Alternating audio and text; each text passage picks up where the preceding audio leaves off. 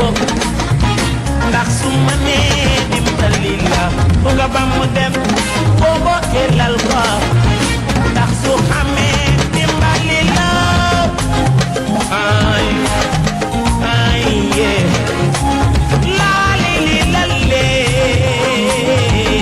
la la la la la mënuloo ko bàyyi mënulaa bàyyi lu tax mu dul dara di wéer li ngeen bokk mënuloo ko bàyyi mënulaa bàyyi lu tax mu dul dara di geñom bàyyi bee ay wuy rakk jéema laa li li la lee waaw la la la la la. Mais bonjour les amis, une bonne nouvelle. Je viens de quitter la ville de Toubacouta. Je me dirige vers le delta du Saloum pour trouver un spot ce soir.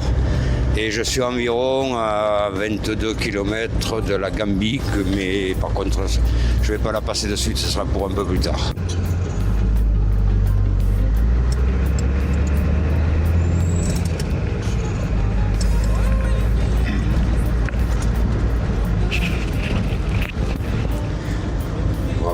À croire qu'il n'y a que les femmes qui travaillent là. On va toutes charger. Très coloré, très typique à la région. Hein.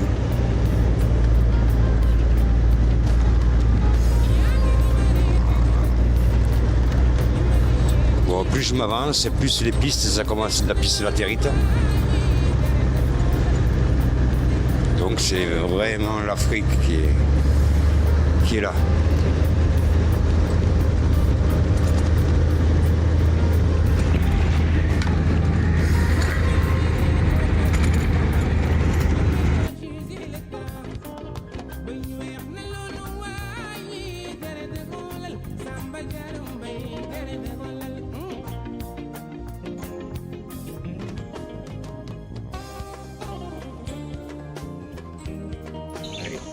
Voilà, bonjour, je m'appelle Baïkoura Bahoum.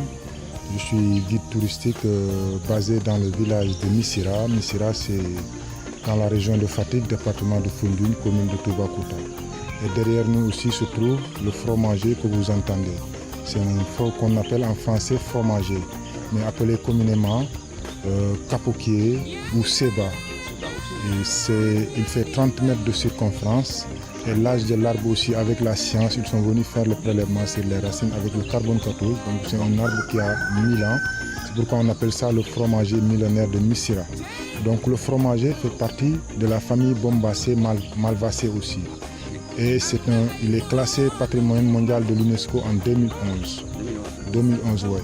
Et pourquoi aussi le nom fromager? Parce qu'ils nous ont dit que l'odeur des fruits qui tombait, il avait l'odeur du fromage, mais pas comme la vasquerie. Il y a la deuxième version aussi qui dit qu'il y a la forme âgée aussi. Voilà. Et il fait 35 mètres de circonférence et la hauteur c'est 60 mètres. Voilà. Donc Missira aussi c'est un village qui vit de l'agriculture, de l'élevage, l'agriculture, la pêche et le tourisme. Il y a 3000 habitants aussi dans le village. Hein. 3000. Donc cet arbre-là, on peut dire qu'aussi c'est un arbre à palade. C'est une attraction touristique. Les gens viennent partout dans le monde pour le voir aussi. Voilà. Et les anciens venaient se revenir ici avant? Les anciens avant, mais plus maintenant. Maintenant. Ouais. Et ça, les bancs là, les bancs abstraits là, ça a été fait par un ami français. Il s'appelait Michel Rimbaud, il est architecte paysagiste lui aussi. Voilà. Donc tout ça, on a fait juste 15 jours de chantier ici, avec des amis français aussi. Voilà. Et cette branche que vous voyez aussi, elle était cassée le 25 décembre 2023. Voilà. Raison pour laquelle on a mis une support pour soutenir la branche. C'est cassé pourquoi pas? Bon, c'était... Non, c'est la vieillesse. C'est la vieillesse, ouais. Voilà. Tu penses que ce morceau de bois va tenir la branche là? Bon, c'est juste pour la soutenir, mais il peut pas, c'est léger, ouais, il ne peut pas le tenir. Hein. Mais en haut aussi, on a même attaché une corde aussi. Voilà. Je ne suis pas sûr que tout ça, ça tienne la branche. Non, parce que ça pèse des tonnes. Ouais. Ouais. En même temps aussi, on a des galeries d'art aussi. Ouais, mais écoute, on va s'approcher. Là, c'est un ami. Le deuxième, donc c'est ma boutique.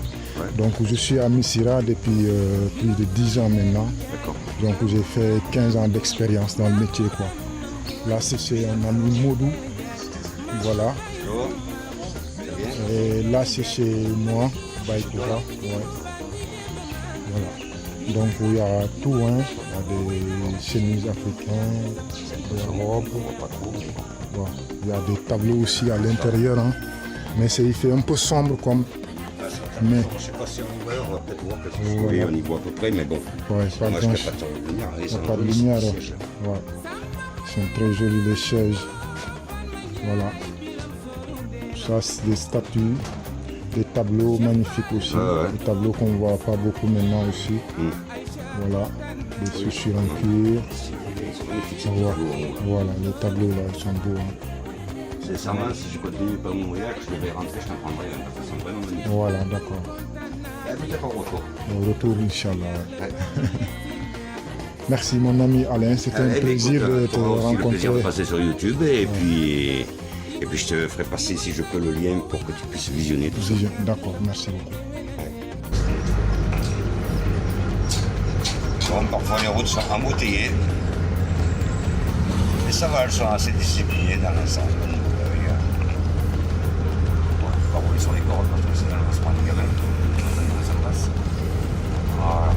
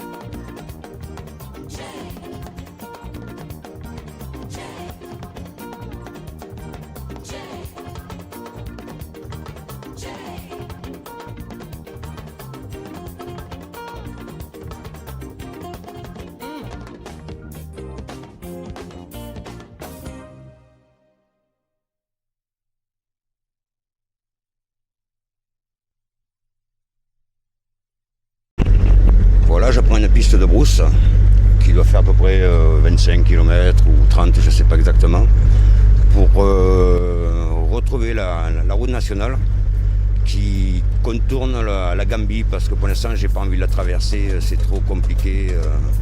Donc je me contentais de contourner la Gambie, un écureuil qui est passé, pour aller au parc Niokolo. Et alors il y a des chutes, je ne me rappelle pas le nom, mais il paraît qu'il y a des belles chutes par là-bas aussi. Donc ça sera l'occasion de visiter un peu tout ça.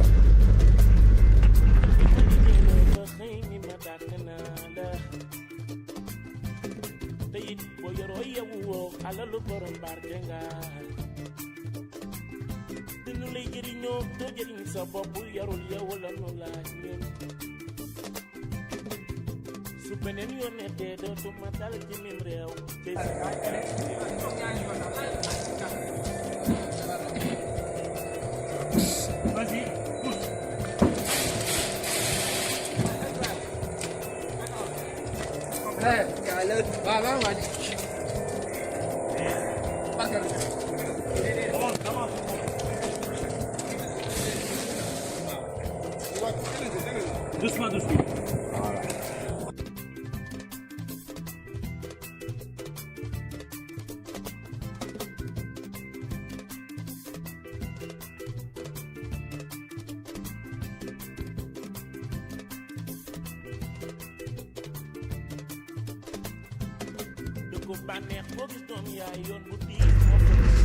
Voilà, je suis un peu une brousse, hein. Je veux dire, il y a un dédale de pistes de partout. Et c'est impressionnant toutes les pistes qu'il y a. Donc il faut bien suivre le GPS parce que sinon, c'est pas trop bon. Voilà. Et alors, par moments, les pistes sont hyper étroites parce qu'ils passent tous qu'avec des carrioles et plein de chevaux ici. Donc quand on arrive avec un véhicule, c'est pas si évident que ça de rouler, mais bon. Par contre, maintenant, je fais super attention à tout ce qui est les arbres parce que, bon, sinon, j'ai donné à ce niveau-là, hein, vous avez vu, quand on passé, donc maintenant j'essaie de gérer au mieux quand ils seront produits, parce que sinon c'est vraiment la cata là. Donc je suis vraiment à savane là. Ça fait quasiment 2 heures que je roule là et il n'y a que ça. Personne. De temps en temps un petit village que je traverse, un petit village. Un hameau, ouais, il peut être 15 habitants ce village. Donc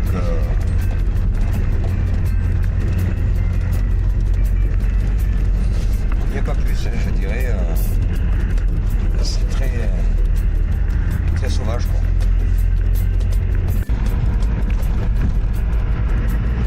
Ouais, la circulation est compliquée là, hein. Tous ces camions là.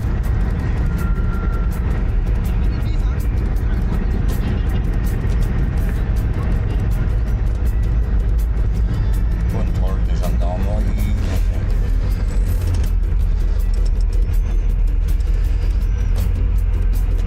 Et là, les camions ils sont chargés, c'est chargé. Pareil, ici quand ils roulent, c'est pas vide.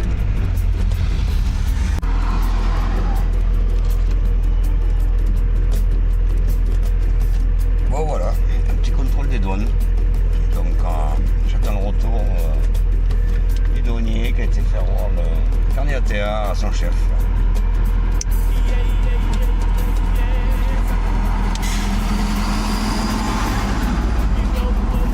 Je me disais il y a longtemps que je préfère arrêter. Les douanes c'est la première fois. Bon, là je prends la direction sud-est qui est pour aller sur Coalac afin de contourner la Gambie pour l'instant, dans un premier temps. Et là je suis semi-chargé de 79 double cabine tout neuf. Alors, je sais pas si c'est des diesel ou des essences. Mais en tout cas ils sont neufs, ils sont prêts à faire livrer ceux-là.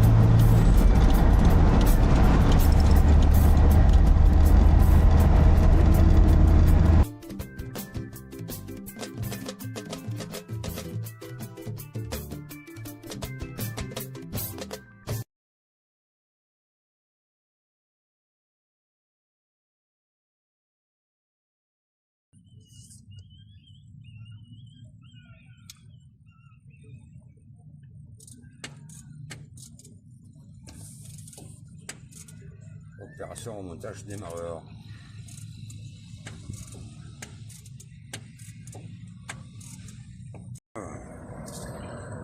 Faire réparer le démarreur. Alors tu vois ici c'est un petit peu le biou-biou. Tu vois un petit peu le bordel qu'il y a ici. Tu te dis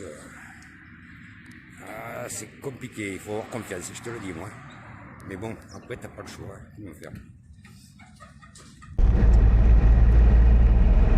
Oui, Taxi Brousse ici roule pas vide. Hein. Le mec, quand il se déplace, c'est pas pour rien.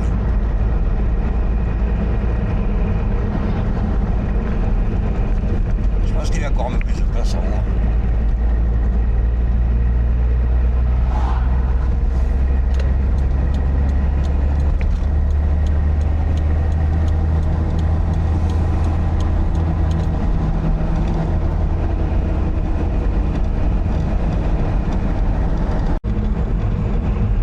Ça crame un peu ici. Hein.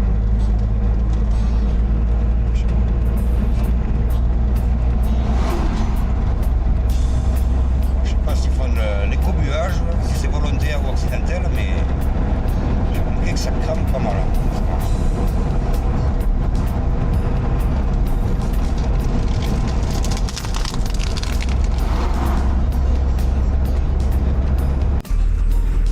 Quand je dis que les pistes sont étroites ici, hein.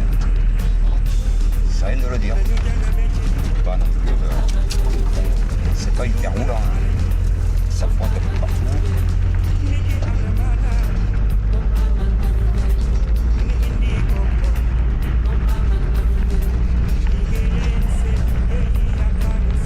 Presque c'est des pistes qui passent en mobilette ici. Tellement c'est serré.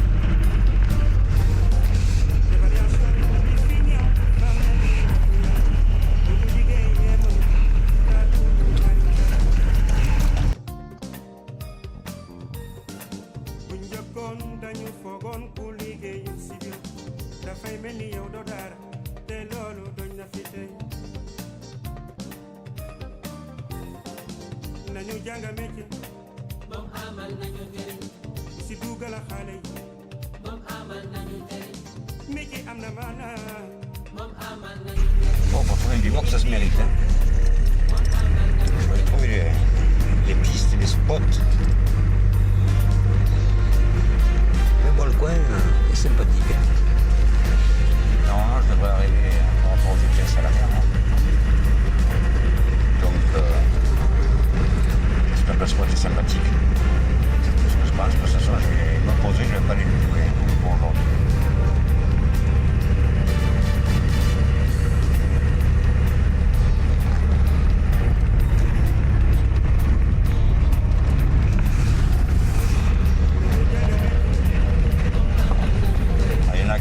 Chercher direct les campings, ça ne m'embête pas. Alors là, moi je me démonte pour trouver des spots.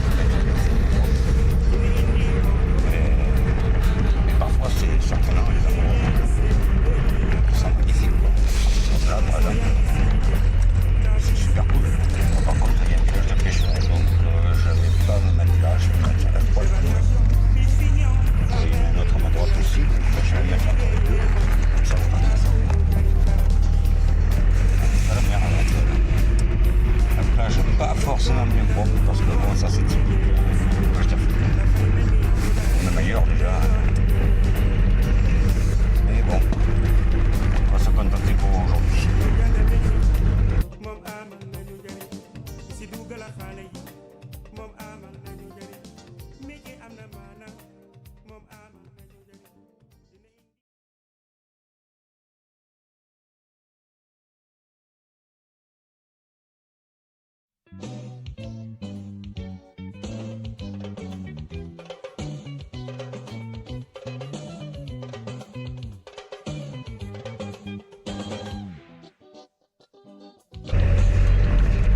Ils sont gentils, le panneau limité à 70 km/h.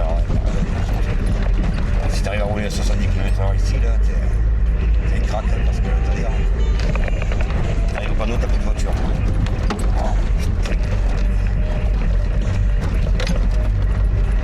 Quelle misère.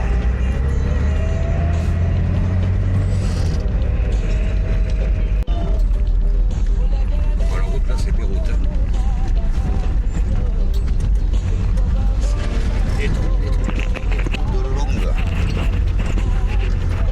Pour les Rabénais, je suis pas arrivé. Hein. Autant rouler sur la piste des fois, c'est plus facile. Hein. Alors le goudron avec des trous, des fois parfois c'est même plus des trous, c'est des cratères qu'il y a. On voit la profondeur des trucs.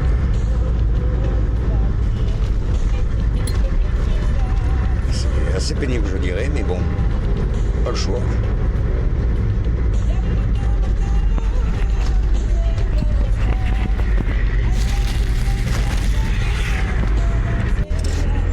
J'ai pris une piste qui, dans la brousse, qui traverse les mangroves de la Casamance.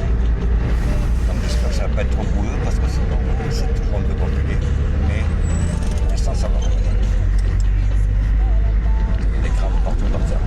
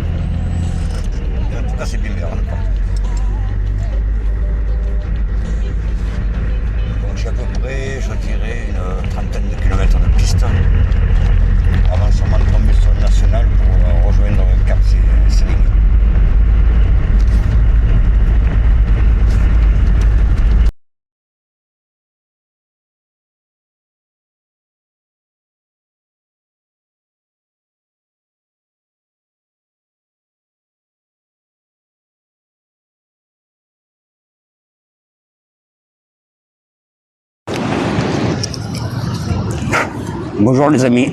Écoutez, comme je vous l'ai dit hier, je vais vous faire une petite annonce qui, franchement, me plaît pas trop parce que je voulais pas en arriver là. C'est un peu compliqué. Depuis quelques jours, ça tourne en boucle dans ma tête. Hein, je me dis, vu tout ce qui s'est passé, d'ailleurs, vous voyez, j'ai même une liste là. Ça a commencé déjà sur le plateau du Récam au Maroc, où à un moment donné, j'ai entendu un bruit. Je dis, c'est quoi ce bruit? J'avais comme un bruit de ressort, mais pas plus. J'ai regardé, j'ai pas vu plus que ça. Et puis, je passais par Zagora, au garage de Ali Nasser, et pour qu'il vérifie le véhicule. De là, il a diagnostiqué un ressort cassé déjà. J'ai dit, bon, ben, écoute, fais-moi la réparation, il n'y a pas de problème. Et puis, je lui ai dit, regarde mon embrayage parce que ben, j'ai des difficultés à passer mes vitesses de temps en temps. Donc, il tombe la boîte à vitesse, effectivement, l'embrayage était mort. Donc, il me l'a changé, il m'a signalé aussi qu'il y avait une fuite au moteur au niveau de la culasse. Mais bon, rien de bien important, on va dire, a priori. Et donc, je repars sur Agadir. Et Agadir, la fuite d'huile s'est vraiment amplifiée. Donc, je suis retourné sur Zagora. Il m'a fait dépose de la culasse, rectification, remplacement du joint de culasse. Ben bon, voilà, des frais supplémentaires qui n'étaient pas prévus dans le voyage. Ensuite, attendez, parce que je prends ma liste. De là, je reprends la route, une fuite au radiateur. Bon, allez, je répare, ça c'est réglé. Mauritanie, tout se passe bien à peu près, on va dire. Hormis de nombreux ensablements dans les dunes et tout, mais ça fait partie du voyage. Hein. D'ailleurs, même sur le Maroc, je m'étais embourbé. D'ailleurs, vous avez vu les photos que j'avais passées sur le réseau. Mais enfin, bon, ça, c'est rien, on va dire. Mais après, arrivé sur le Sénégal, là, ça commençait les problèmes à s'enchaîner. D'abord, à Dakar, une batterie neuve que j'avais changée avant de partir, qui a lâché. Donc je la fais remplacer. De là, je reprends la route et à nouveau des problèmes de batterie. J'ai dit, c'est quoi ce problème? Et donc, j'en déduis que c'était mon démarreur qui était en courjus. Donc je fais déposer mon démarreur à Fatick dans un petit garage du bled, quoi, on va dire. Et alors, ça a été très long, hein, parce que de 11h du matin à 21h le soir, hein, avant de repartir. Bon, enfin... Je repars en pleine nuit, je me pose sur un bivouac et à nouveau le matin, plus de batterie. Je me dis, mais c'est quoi encore cette histoire? Et là, je commençais à craquer, mais enfin bon. Et je continue à rouler, toujours plus de batterie. À chaque fois, heureusement que j'avais un booster, donc je démarre au booster. Et bon, c'est une galère, quoi, ce truc tous les jours. Dès que je m'arrêtais, il fallait démarrer au booster, donc c'était pas une solution. Et au final, ben, j'ai changé, heureusement que j'avais gardé ma vieille batterie, j'ai mis ma vieille batterie sur le moteur et ça a marché. Donc c'est la batterie neuve, alors le garage qui me l'a vendu, il est bien sûr pour rien, hein, mais c'est la batterie neuve qui a lâché, alors elle a tenu 10 jours, quoi. Et alors j'ai cherché le problème partout, parce que je me suis dit, c'est pas possible, c'est pas une batterie qui fait ça, qui est morte, quoi, la batterie elle est neuve.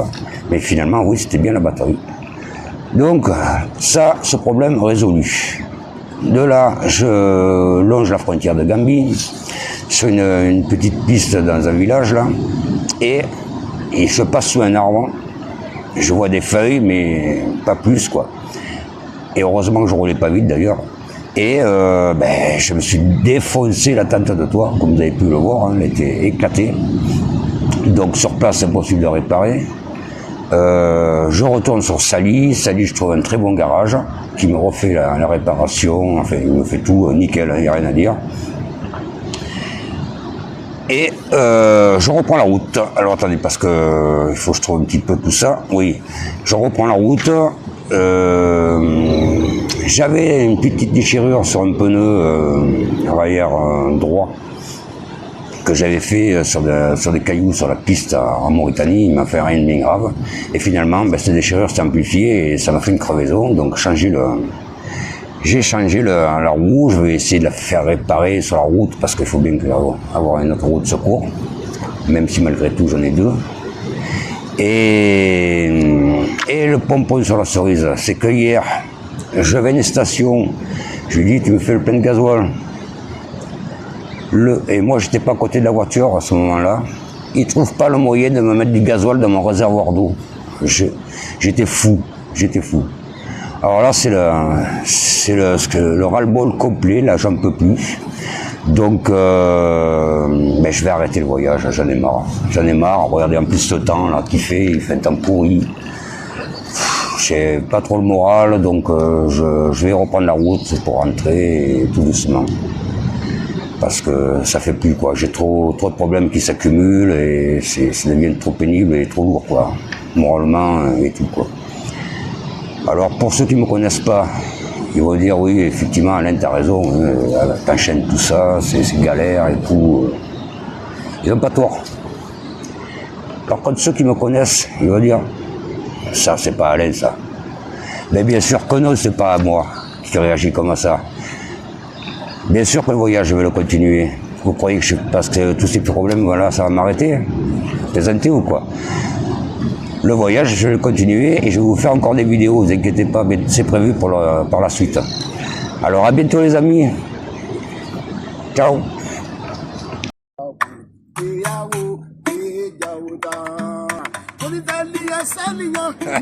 C'est top le gars là.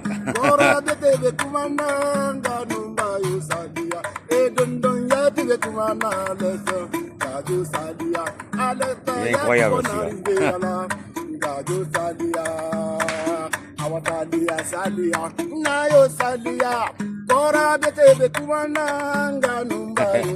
Vraiment insolite.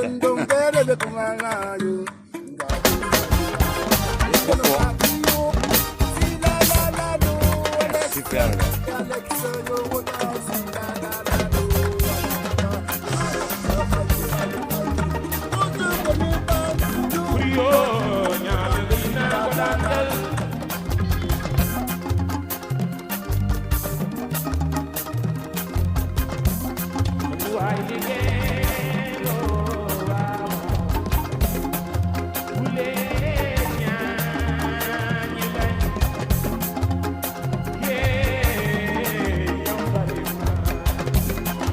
Yeah.